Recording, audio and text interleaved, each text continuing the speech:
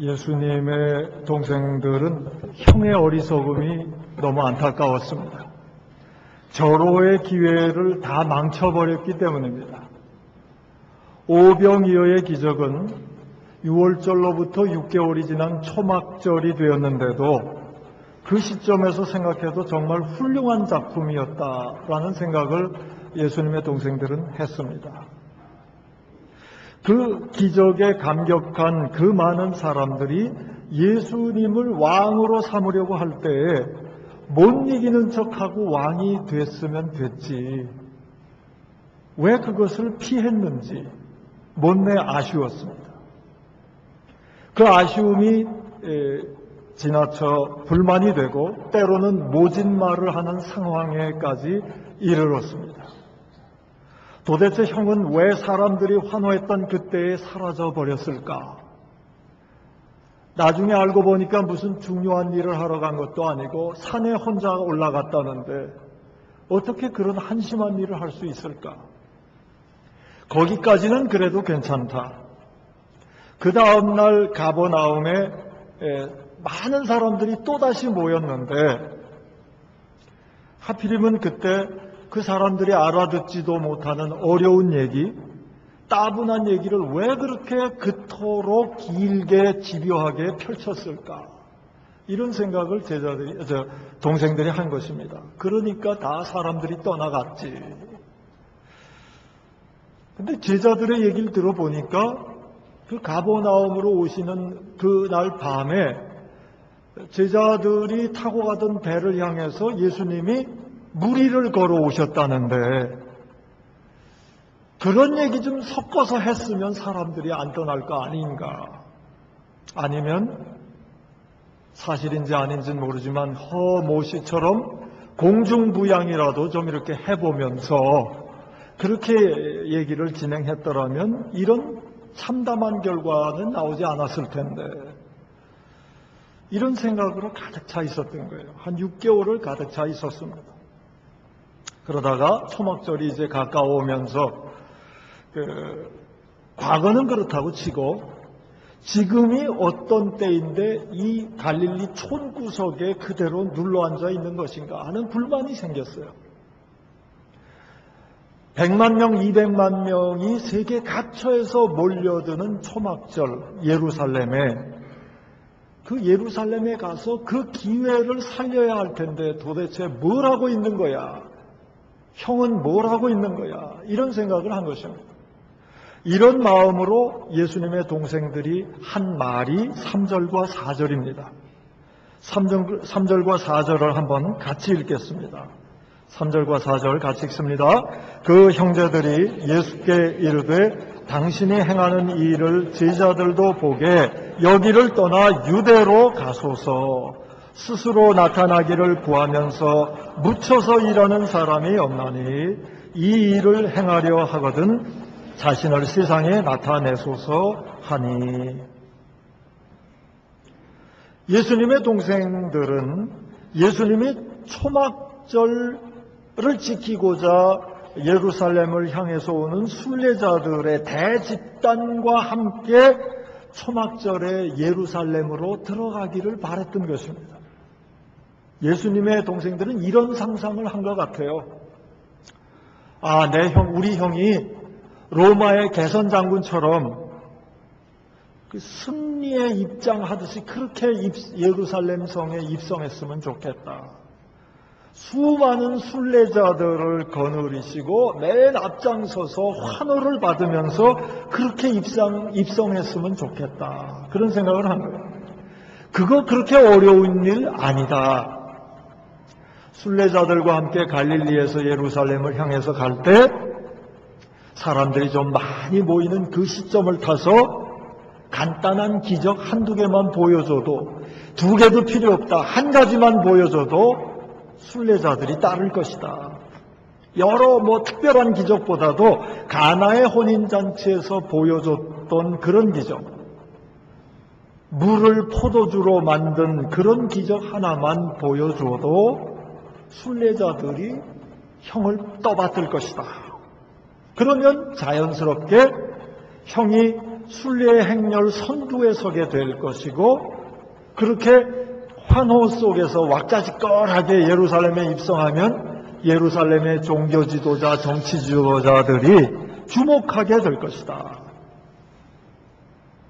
주목을 받는 가운데 많은 사람이 모인 그 시점에서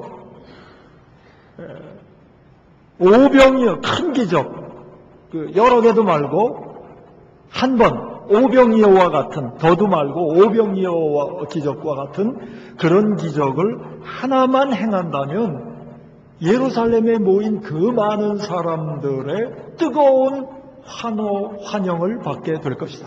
이런 생각을 한 겁니다. 그 다음은 황홀한 일만 남았다. 우리도 한자리 하게 될 것이고 결국은 이 모든 것은 가문의 영광이 될 것이다. 이런 생각을 했을 거예요. 이런 생각을 하면서 예수님의 형제들은 예수님을 사지로 몰아넣고 있는 것입니다. 5절의 사도 요한의 해석을 좀 우리가 보도록 하겠습니다. 5절을 보면 사도 요한은 이렇게 기록하고 있습니다. 이는 그 형제들까지도 예수를 믿지 아니함이로라. 이렇게 형제들이 예수님이 유대의 땅 예루살렘으로 못 가신 이유가 1절에 보면 유대인들이 예수님을 죽이려 했기 때문이라고 되어 있거든요. 그럼에도 형제들이 예수님을 죽음의 땅 예루살렘으로 몰아넣으려고 한 이유가 예수님을 믿지 않아서 그렇다. 사도 요한은 그렇게 해석하고 있습니다. 우리가 이 5절 말씀을 읽으면서 쉽게 생각할 수 있어요. 예수님의 동생들은 예수님을 믿지 않았구나. 이렇게 생각할 수 있습니다. 그런데 한번 잘 생각해 보시길 바랍니다. 정말 믿지 않았는가를 잘 생각해 보시란 말씀. 잘 생각해 보면 볼수록 예수님의 동생들이 예수님을 철저히 믿었습니다. 철저히 믿었기 때문에 예수님을 사지로 몰아넣고 있다는 것을 우리는 짐작할 수 있습니다. 예수님의 형제들은 예수님이 일으키시는 기적을 눈으로 봤던 사람들입니다. 그리고 예수님은 지금도 그런 기적을 일으킬 능력을 가지고 있다고 믿었습니다. 특히 오병이어 사건 때 수많은 사람들이 예수님의 그 능력에 감격해서 왕으로 삼으려고 했던 그 일, 그것을 여전히 마음속에 깊이 간직하고 있었습니다. 그리고 6개월이 지난 지금도 형이 그런 기적을 일으킬 수 있다고 믿었기 때문에 주춤주춤하고 있는 형을 독려해서 예루살렘에 가도록 하고 예루살렘에 가서 그 영광, 오병이어 때 받은 그 영광을 되찾도록 밀어내고 있는 것입니다. 이 모든 행동은 예수님을 믿지 않고는 할 수 없는 행동이었습니다. 문제는 믿음의 종류입니다. 사도 요한은 예수님을 향해서 예수님의 형제들이 가지고 있던 그 믿음은 참 믿음이라고 여기지 않았던 것입니다. 그래서 5절에 이는 그 형제들까지도 예수를 믿지 아니함이로라 그렇게 얘기했던 것입니다. 그렇다면 이제 이런 생각을 해보면 자연스러운 질문이 생깁니다. 사도 요한이 성령의 감동으로 이 글을 쓸 때 생각한 참 믿음이란 무엇이냐라는 질문이 자연스럽게 우리 마음속에서 생기게 되는 것입니다. 그리고 나아가서 우리가 믿는다고 하면서도 만약에 참 믿음을 가지고 있지 않다면 우리도 예수님의 동생들처럼 예수님을 사지로 몰아넣는 사탄의 유혹에 넘어갈 수 있지 않을까라는 염려도 생깁니다. 예수님의 형제들은 오병이어의 기적이 못내 그립고 아쉬웠습니다. 그런 상황에서 자신들의 믿음대로 예수님을 밀은 거죠. 예루살렘 쪽으로. 그런데 뭐가 문제냐 이게. 예수님의 형제들이 오병이어의 기적을 못내 아쉬워하는 그 아쉬움의 정체가 무엇입니까? 그 아쉬움을 깊이 들여다보면 예수님의 공생의 초기에 있었던 사탄의 유혹이 떠오르게 됩니다. 오병이어 사건 이후에 그런 사건 한 번만 더 일으켜줬으면, 기적의 빵을 한 번만 더 배급하는 그런 기적을 한 번 일으켜줬으면 하는 그런 요구가, 사탄이 예수님께 돌들이 떡덩이 되게 하라는 요구와 뭔가 일맥상통하는 것으로 보이지 않습니까? 또 오병이어의 기적을 체험한 군중들이 예수님을 왕으로 삼으려고 한 그 행동은 마치 사탄이 자기를 만족시키면 천하 만국의 영광을 주겠다고 유혹한 그것과 뭔가 비슷한 느낌이 들지 않습니까? 또 오늘 본문 아까 같이 읽은 3절 4절에서 우리가 보았듯이 예수님의 형제들이 예수님에게 예루살렘으로 가서 기적의 능력을 과시하라고 밀어내고 있는데, 그런 요구는 결국 사탄이 예수님께 선전 꼭대기에서 뛰어내리라고 유혹한 그것과 같은 내용이 아닙니까? 예수님의 형제들은 예수님을 믿었습니다. 그러나 그들은 참 믿음을 가진 것이 아니고 세상적인 믿음을 가졌던 것입니다. 세속적인 믿음을 가졌던 것입니다. 제가 80년대에 교육전도사 하던 때입니다. 교회학교 교사들과 함께 1박 2일로 교사수련회를 갔었습니다. 1박 2일의 원조는 접니다. 순서가 진행됨에 따라서 점점 더 은혜의 분위기가 고조되었습니다. 이제 잠자기 전에 마지막으로 함께 이제 모여서 간증을 나누는 그런 시간을 우리가 갖고 있었습니다. 그때 여러 선생님들이 이제 간증을 하고 참 서로 은혜를 나누고 했는데, 그 중에 한 분이 특별히 저를 아껴주시던, 저보다 한 15, 20살 정도 더 연장이신 그런 집사님께서 간증을 하셨습니다.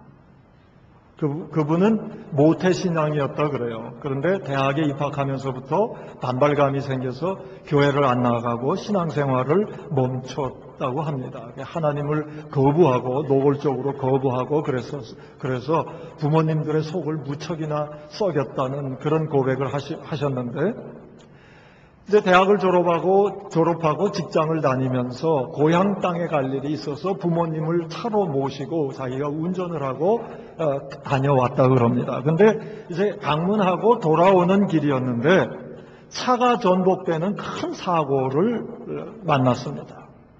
그런데 정말 신기하게도 차는 거의 전파돼서 저 차 속에 있었던 사람은 죽었거나 적어도 중상을 입었겠다라고 생각될 정도로 그렇게 차가 전파가 됐는데도 정말 놀랍게도 부모님과 자기가 거의 멀쩡했다 그래요. 큰 상처 없이, 큰 다치지 않고 약간의 상처를 입고 아주 온전한 그런 상태로 살아났다고 합니다. 그때 이분은 전기가 흐르는 듯한 느낌을 받았다고 합니다. 하나님이 살아계시구나. 하나님이 우리 살려주셨구나. 그런 생각을 하면서 그 체험 이후 다시 신앙생활을 하기 시작했고 교회에 열심히 다녀서 지금까지 왔습니다. 이런 간증을 하셨어요. 저는 그때 대뜸 이렇게 얘기했습니다. 집사님, 그것은 세속적인 믿음이지 구원과는 관계없는 겁니다. 이런 얘기를 했어요, 제가. 그 집사님께서 얼마나 당황해 하시는지 제가 오래도록 미안했습니다. 그리고 그 이후에 얼마 동안은 저를 이렇게 마주치시는 걸 꺼려 하실 정도로 그런 불편한 관계가 되었습니다. 제가 지금은 이런 식으로 직선적으로 얘기를 잘 안 합니다마는 옛날엔 그랬습니다. 그런데 지금 생각해도 그래요. 그때 제 말이 너무 직선적이어서 그분께 상처를 입혔을지는 몰라도 믿음의 핵심을 잘 짚어드렸다라는 생각에는 지금도 변함이 없습니다. 오늘날도 이제 믿는 사람들이 모여서 간증할 때 그 주된 내용을 차지하는 것들은 주로 이런 것들이죠. 사고에서 구해주신 하나님, 부도를 막아주신 하나님, 사업을 형통케 해주신 하나님, 중병에서 낫게 해주신 하나님, 성공을 주신 하나님, 이런 하나님들을 증거하고 간증하지 않습니까? 그런 간증이 잘못되었다는 얘기는 아닙니다. 하나님께서는 우리를 보호해 주시는 분이고 어려움에서 건져내 주시는 분이고 때로는 세상 사람들이 부러워하는 것들로 채워주시는 분입니다. 그러나 그런 것들은 구원의 사건과 직결되어 있는 것은 아니다 하는 말씀입니다. 만약에 사고에서 구해주셔서 중병에서 낫게 해주셔서 사업에 성공을 주셔서 하나님을 믿는다면 우리도 어느 때에는 오늘 본문에 나타난 예수님의 형제들과 비슷해질 가능성, 그런 위험성이 있습니다. 여러분, 우리가 예수님을 믿는 것은 예수님의 십자가와 부활 때문이지 우리의 안전체험이나 성공체험 때문이 아닙니다. 안전이나 치유나 성공은 믿음 생활 하다 보면 믿음 생활 중에 생기는 하나의 하나님께서 주시는 선물인 것입니다. 그건 믿음 생활의 하나의 결과라고 그럴까요? 그렇지 성공, 치유, 안전 이런 것이 우리의 구원 그 자체와 직접적으로 관련 있는 것은 아니다 그 말입니다. 여러분, 교통사고 났을 때 차는 별로 망가지지 않았는데 의외로 우리가 사랑하는 사람이 치명상을 입었다면 예수님 안 믿으실 것입니까? 중병 때문에 결국 간절히 기도했는데도 결국 죽게 되었다면 죽기 직전에 예수님 부인하실 것입니까? 사업이 점점 어려워져서 간절히 간구하는데도 통장이 점점 마이너스 숫자가 늘어나고 있다면 예수님 저버리실 것입니까? 예수님 배반하시겠습니까? 오늘 본문에서 예수님의 동생들은 예수님께서 오병이어와 같은 기적의 자리를 회피해버리신 것을 참 불만스럽게 생각하고 있었습니다. 그래서 예수님을 억지로라도 그런 기적의 능력을 행하시라고 사지로 몰아놓고 있는 것입니다. 그런데 사도 요한은 예수님의 동생들의 이러한 행위를 믿음이 없기 때문이라고 해석하고 있습니다. 그렇다면 사도 요한의 눈에 지금 우리의 믿음이 어떻게 비춰질 것 같습니까?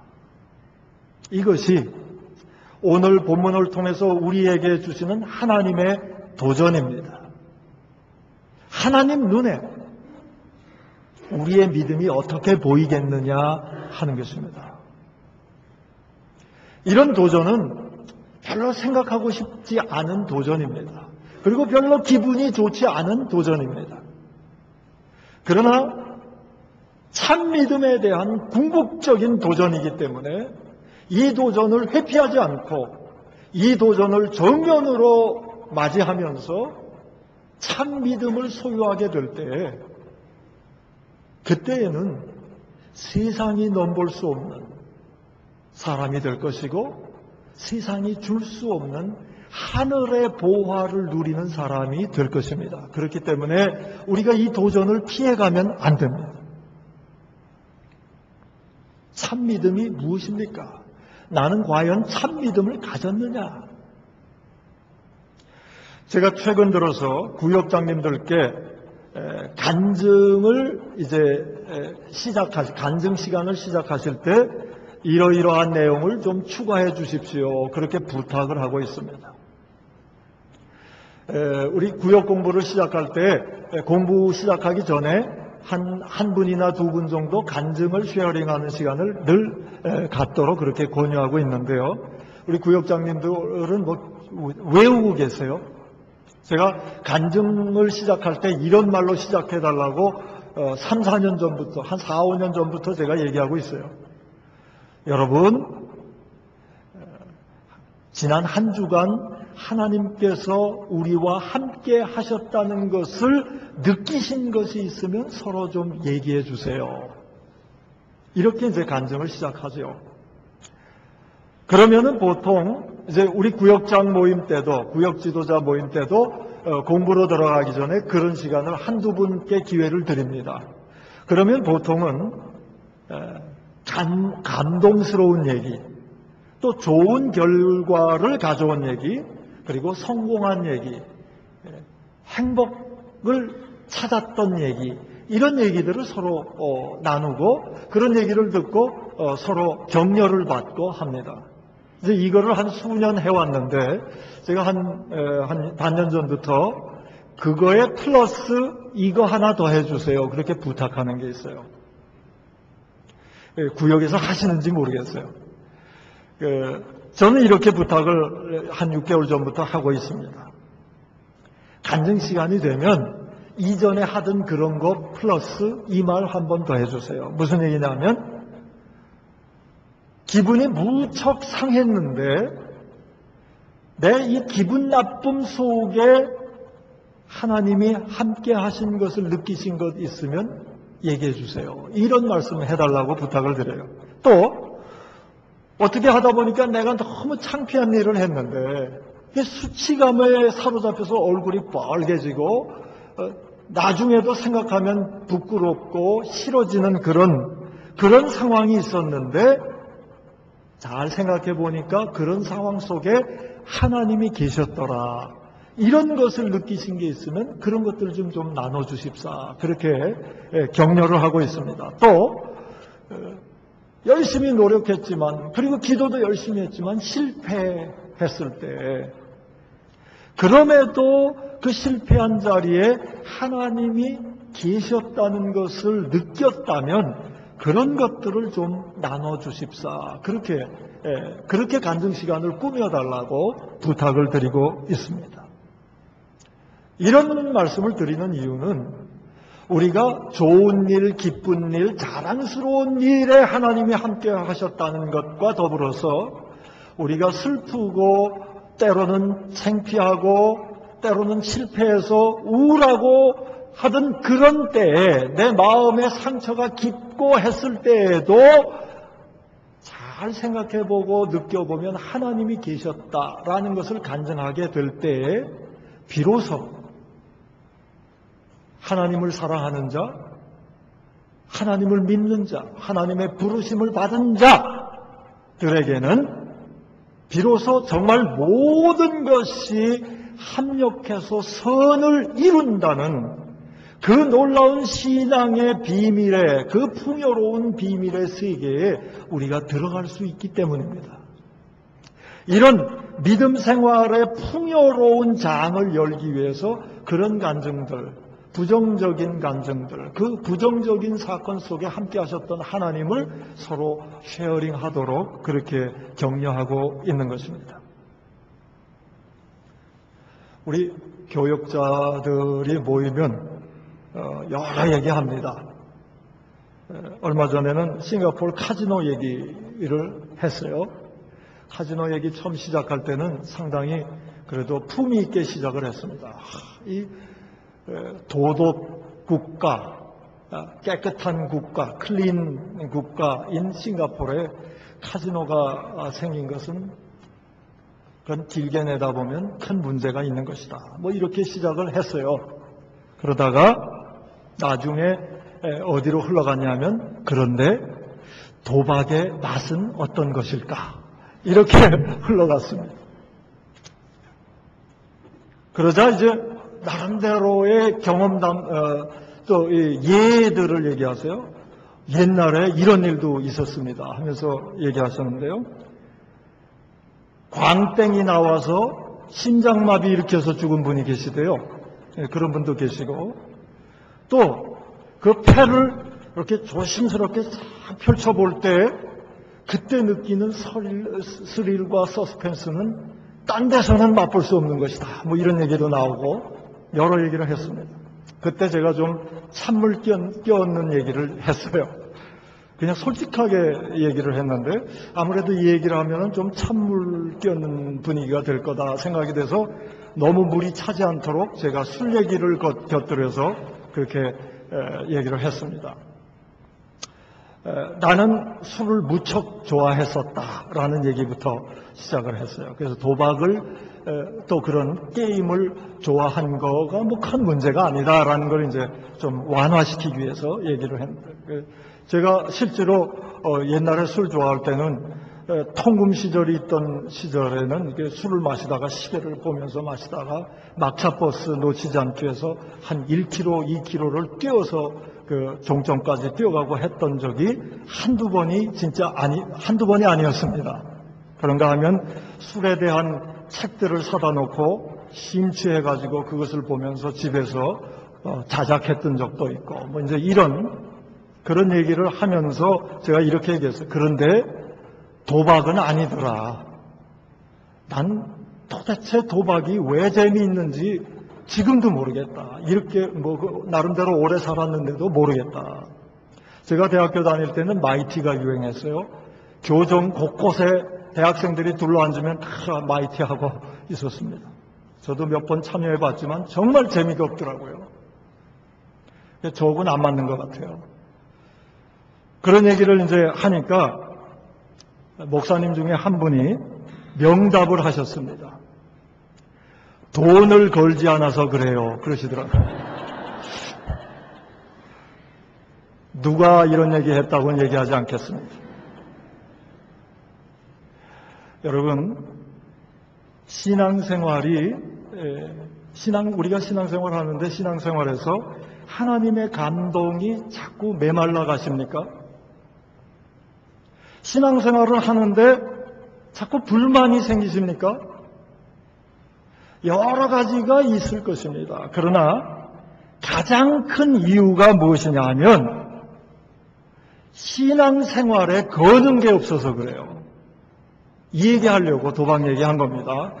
이렇게 펼쳐보는 그 스릴과 서스펜스가 어떤가 시도하지 마시고 신앙생활에 거는 게 없어서 메말라가는 거예요.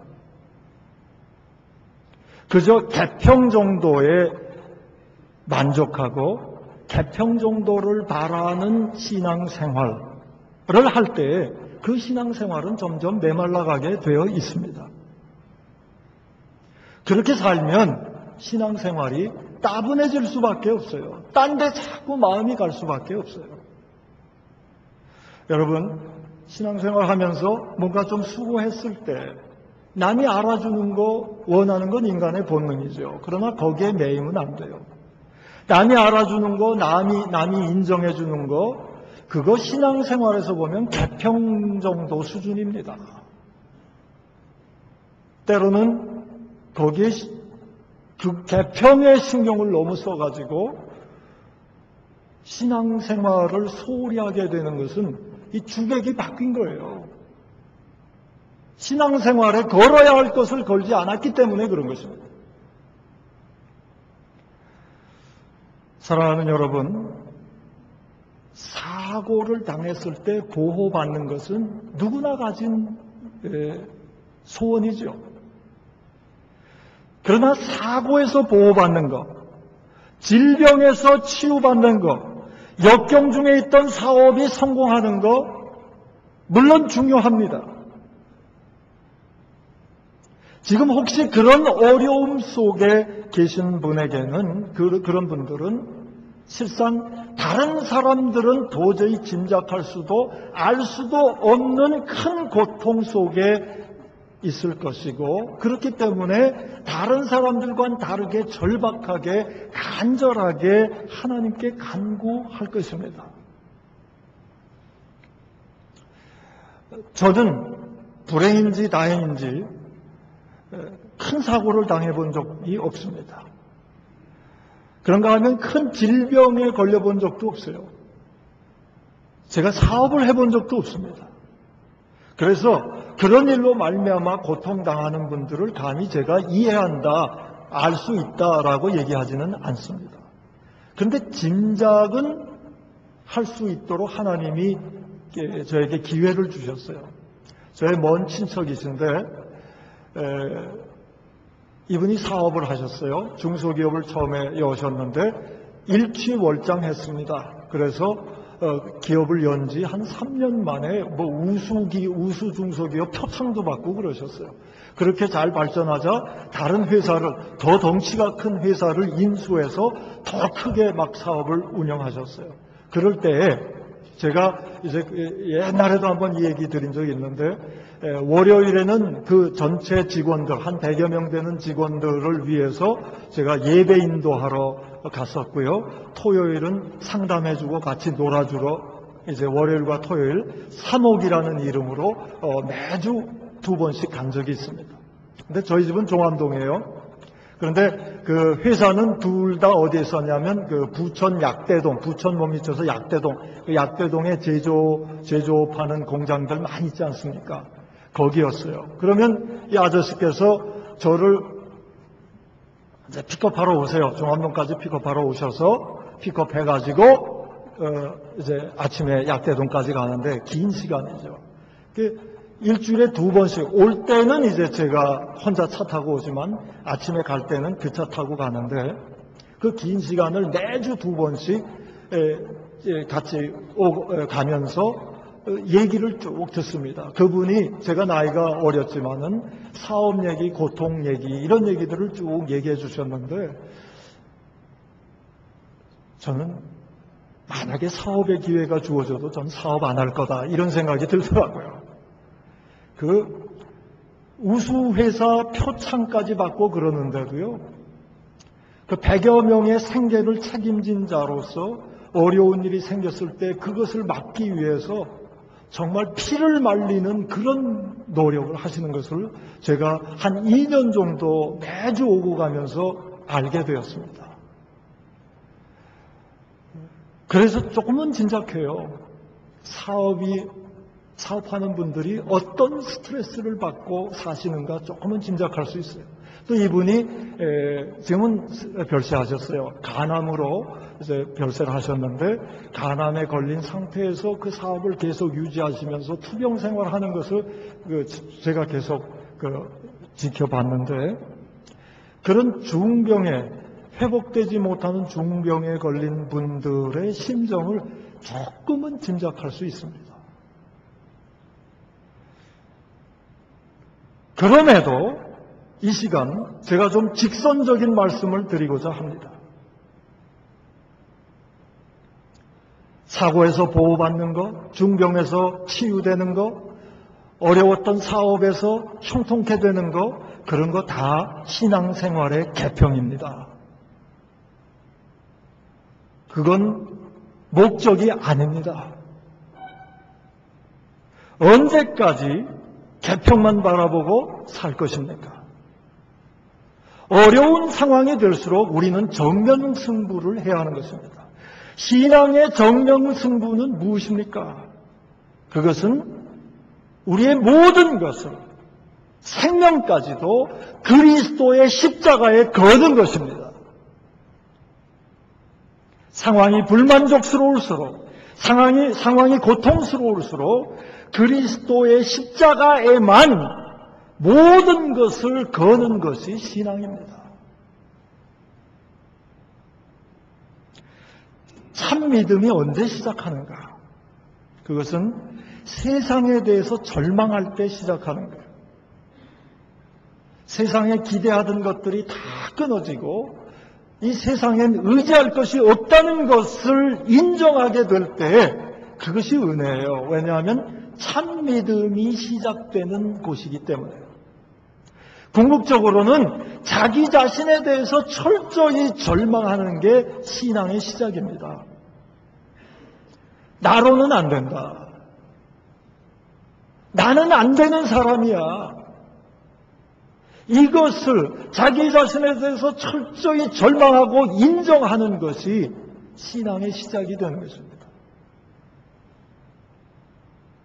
그것을 절망스러운 현실, 자기 자신을 깨달으면서 그리스도를 바라보고 그리스도의 십자가의 권능을 온전히 믿고 우리의 모든 것을 그리스도의 십자가에 올인하는 것, 그것이 참 믿음입니다. 여러분, 답답함이 있으세요? 고통이 있으세요? 불만이 있으세요? 십자가에 올인하시기 바랍니다. 딴 길이 없어요. 그 자리 앞에다가 그 자리 앞에 십자가를 지신 그리스도가 계신 것을 바라볼 수 있어야 됩니다. 그리고 그리스도의 그 십자가에 자기의 모든 것, 감정, 판단, 힘, 가진 모든 것을 걸어야 되는 거예요. 거기에 내려놔야 되는 거예요. 세상에서는 그렇게 하면 어리석다 그러죠. 골고루 분산해서 재테크 기술 이러면 뭐에 얼마 걸고 뭐에 얼마 걸고 그런 얘기들 많더라고요. 근데 믿음은 그렇게 하는 게 아니에요. 여기에도 내 동창회에도 내 마음 얼만큼 주고 내 예금 통장에도 얼만큼 주고 내 친구들에게도 얼만큼 주고 이러고 예수님의 십자가에도 일부 걸고 세상에서는 그게 현명할지 몰라도 신앙생활은 그거 현명한 거 아닙니다. 그렇기 때문에 우리 믿는다고 하면서도 따분해지는 거예요. 불만이 생기고 괴로워지는 거예요. 그리스도의 십자가와 부활을 진정으로 믿는다면 올인해야 되는 거예요. 그리스도의 십자가에 우리가 올인하게 되면 이 세상에 우리를 묶을 것은 아무것도 없습니다. 우리가 승리 못할 것이 없습니다. 믿으시길 바랍니다. 우리가 그리스도의 십자가에 우리의 모든 것을 걸고 거기에 모든 것을 내려놓을 때 그로 말미암아 내가 그리스도의 십자가에서 죽고 일부만 죽는 게 아니라 온전히 죽고 그렇게 죽게 될 때 내 안에 부활하신 그리스도가 사시도록 그리스도를 영접하는 것, 이것이 참 믿음입니다. 이 믿음 앞에는 영원한 생명이 있고 영원한 기쁨만 있게 되는 것입니다. 기쁨이 없는 이유는 올인하지 않아서요. 하나님께서 우리에게 오늘 이렇게 말씀하세요. 나를 믿되 온전히 믿어라. 내 십자가에 올인해라.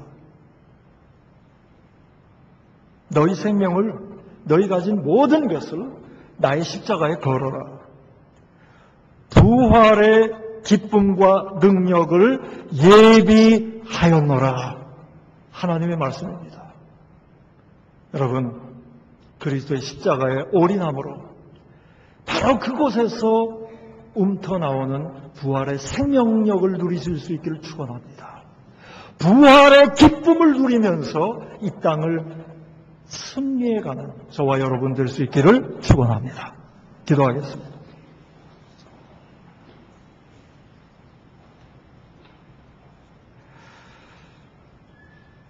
하나님, 내 마음의 어두움, 따분함, 불만스러움, 답답함, 고통, 이 모든 것의 원인이 십자가의 모든 것을 걸지 않았기 때문임을 발견케 해주시니 감사합니다. 우리도 모르는 사이에 예수님의 동생들과 같은 믿음의 수준, 계평을 바라는 그런 수준에 머물러 있었음을 자복하고 회개합니다. 아버지 하나님, 우리의 회개를 받아 주시옵소서. 이제 그리스도의 십자가에 우리의 모든 것을 내려놓기를 원합니다. 성령님 취하여 주시옵소서. 그렇게 모든 것을 내려놓고 비워진 그 자리에 다시 사신 그리스도가 충만히 임재하시기를 소원합니다. 임재하여 주시옵소서. 그리하여 이제는 내가 산 것이 아니요 살아계신 생명의 부활의 주님이 내 안에 사신 것이다 선언하게 하시고, 그 부활의 생명력으로, 그 부활의 전능함으로 이 땅을 살아가는 복이 우리 싱가포르 한인교회 온 성도 위에 충만케 해 주시옵소서. 십자가에 올인하고 부활의 능력 받음으로 따분함이 물러가고, 고통이 물러가고, 불만족이 물러가고, 슬픔이 물러가게 해 주시옵소서. 예수님의 이름으로 기도하옵나이다. 아멘.